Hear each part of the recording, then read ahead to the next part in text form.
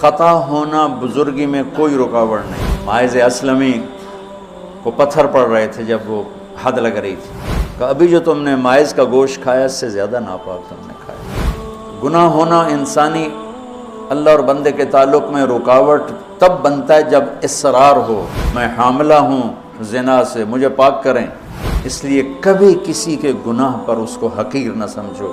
ہاتھ جوڑتا ہوں۔ انہ من یتق، وہ انسان ہی نہیں جس سے خطا نہ ہو، اور پھر وہ انسان ہی نہیں ہے جو خطا پہ شرمندہ نہ ہو، پھر وہ شیطان ہے۔ خطا ہونا بزرگی میں کوئی رکاوٹ نہیں۔ صحابہ کی خطاؤں کو اللہ نے قرآن میں ذکر کیا، صحابہ سے ہر بڑے سے بڑی خطا ہوئی، اس میں ایک پیغام تھا کہ اتنے بڑے مقام والے سے بھی خطا ہو سکتی ہے اور اللہ کے تعلق میں کوئی کمی نہیں آ سکتی۔ توبہ۔ ماعز اسلمی کو پتھر پڑ رہے تھے جب وہ حد لگ رہی تھی، تو دو آدمی آپس میں باتیں کر رہے تھے، دیکھو اچھا بھلا اس پر پردہ ڈال دیا تھا اللہ کے نبی نے، یہ خود ہی اپنے آپ کو ذلیل کر کے آ گیا۔ تو جب وہ ان کا انتقال ہو گیا اور وہاں سے واپس ہوئے تو راستے میں ایک گدھا مرا پڑا تھا، تو آپ نے کہا ان دو آدمیوں کو بلاؤ، وہ دونوں آ گئے۔ آپ نے فرمایا اس کا بیٹھ کے گوشت کھاؤ۔ یا رسول اللہ، یہ آپ کیا فرما رہے ہیں؟ ناپاک، حرام، مردار۔ کہ ابھی جو تم نے ماعز کا گوشت کھایا اس سے زیادہ ناپاک تم نے کھایا۔ کہ تم اس کی غیبت کر رہے، اور میں محمد مصطفیٰ اللہ کی قسم کھا کے کہتا ہوں میں اسے دیکھ رہا ہوں جنت کی نہروں میں نہاتا پھر رہا ہوں۔ گناہ ہونا انسانی اللہ اور بندے کے تعلق میں رکاوٹ تب بنتا ہے جب اصرار ہو، کرتا ہی جائے کرتا ہی جائے، اس لیے کبھی کسی کے گناہ پر اس کو حقیر نہ سمجھو۔ ہاتھ جوڑتا ہوں۔ کسی کو حقیر، کسی سے نفرت نہ، اپنی نیکی کے تکبر سے بچو۔ اللہ کی قسم، نیکی کا تکبر پیسے کے تکبر سے بھی زیادہ خوفناک ہے۔ ہم ایسے، ہم ایسے، تم ایسے، تم ایسے۔ اور امرأہ غامدیہ رضی اللہ تعالیٰ عنہا سے برائی ہو گئی، حاملہ ہو گئیں، اور ان پر قربان جائیں سبحان اللہ کے نبی کے پاس آئیں، میں ماعز کی طرح نہیں ہوں کہ آپ کہیں جا تو نے کوئی نہیں کیا، میں حاملہ ہوں زنا سے، مجھے پاک کریں۔ تو آپ نے فرمایا، آپ نے اس کو ٹالنے کے لیے کہ جا پہلے بچہ پیدا کر پھر اس کے بعد دیکھا جائے گا، کہ 9 مہینے گزریں گے آپ ہی بھول جائے گی۔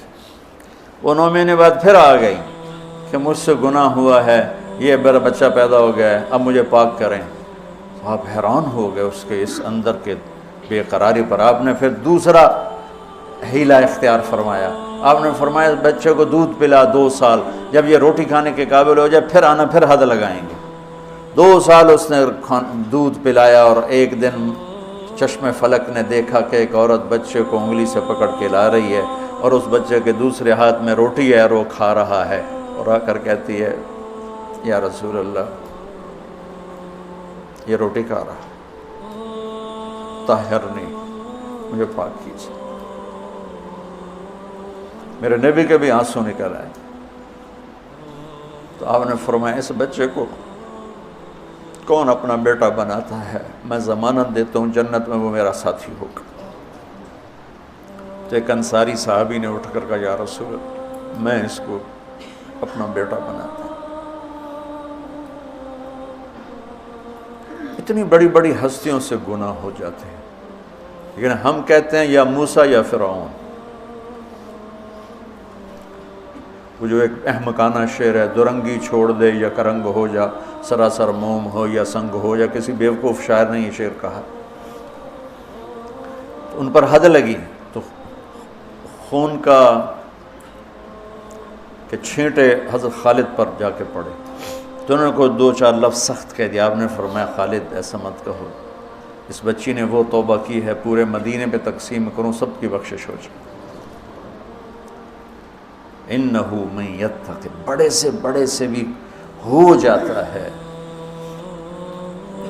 سارعوا الی مغفرۃ من ربکم وجنۃ عرضها السماوات والارض اعدت، بولو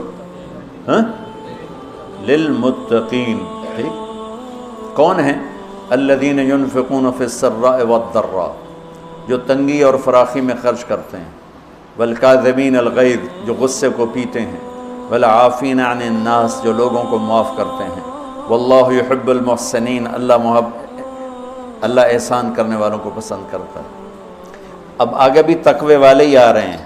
والذین اذا فعلوا فاحشۃ، فاحشہ میں نے بتایا تھا نا قرآن میں کس معنی میں آتا ہے، اور یہ کس کے بارے میں؟ اللہ اکبر، واہ میرے رب، تو نے اتنی گنجائشیں دی اور تیرے بندوں نے جہنم ہی واجب کر دی تیرے بندوں پر۔ مجھے ایک پڑھا لکھا نوجوان کہنے لگا تسی مولویاں ساڑھے کو ساڑھا رب کھولے، اور ساتھ ہی رونے لگا کہ تسا مولویاں ساڑھے کو ساڑھا رب کھولے، ڈرائی جاندن ڈرائی جاندن ڈرائی جاندن۔ والذین اذا فعلوا فاحشۃ، یہ بھی تقوی والے ہیں، او ظلموا انفسهم، یہ بھی تقوی والے ہیں، ذکروا اللہ فاستغفروا لذنوبہم ومن یغفر الذنوب الا اللہ ولم یصروا علی ما فعلوا۔ یہاں آ کے جدا ہو گیا، متقی اور فاسق جدا ہو گیا کہ متقی بھی یہ سارے گناہ کر سکتا ہے لیکن وہ چھوڑ دیتا ہے، اصرار نہیں کرتا، روتا ہے، معافی مانگتا ہے، اور جو بدماش ہوتا ہے وہ کرتا جاتا ہے، وہ کہتا ہے ویکھی جائے گی ویکھی جائے گی۔ تو جنت میں جانے والوں کے بارے میں میرے رب کا قرآن یہ کہہ رہا ہے۔ ہم ایسی احمقانہ سوچ کے مالک ہیں کہ نیک آدمی تو بن جائے معصوم پاک نبیوں کی طرح، اور جو نافرمان ہے وہ فرعون بن جائے، وہ کیوں نیکی کرتا ہے؟ میرا کالج کا ساتھی تھا احمد مصطفیٰ، 96 میں فوت ہو گیا۔ اس کا چلہ لگا تو سارے عیب چھوٹ گئے، صرف شراب رہ گئی تھی۔ تو وہ نشے میں اس کے دوستوں نے اس کو گھر کے دروازے کے سامنے اتارا تو وہ دروازے پر ہی گر کے پڑا ہوا تھا۔ تو پولیس کی گزری وین تو انہوں نے اٹھا کے ڈالا اور چوکی لے گئے۔